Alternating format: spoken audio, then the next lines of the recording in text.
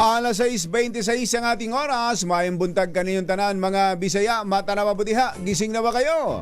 Kinumpirma ng Office of the Vice President na nagtungo nga sa Amerika si Undersecretary Zulaika Lopez nitong gabi ng Lunes, bisperas ng pagpapatuloy ng investigasyon ng Kamara hinggil sa mga irregularidad sa paggamit ng pondo ng OVP at ng Department of Education.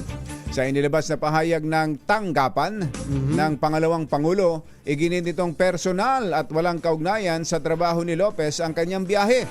Nagsumitin rin nila si Lopez ng mga dokumentong kailangan para sa kanyang pag-alis ng bansa bilang government official at ito'y inaprubahan ni Vice President Sara Duterte. Ayun. So siya si VP Sara ang pumirma. Siya ang head of agency parang ganun ng Travel Authority bilang head. Gate pa ng OVP, walang basihan ang mga espekulasyon sa pagbiyahe ni Lopez at nanawagan ng opisina na respetuhin ang privacy ng pamilya nito. Magtatagal daw po si Lopez sa Amerika ng hanggang November 16. Ayun. Hanggang Sabado. Sabado next week. So next week. Bibiyahe ng mga 14 hours yan kung Los Angeles. Linggo na ang dating dito noon. 17. 17 na. Sige, abangan natin. Paabangan natin kay Ate Kare.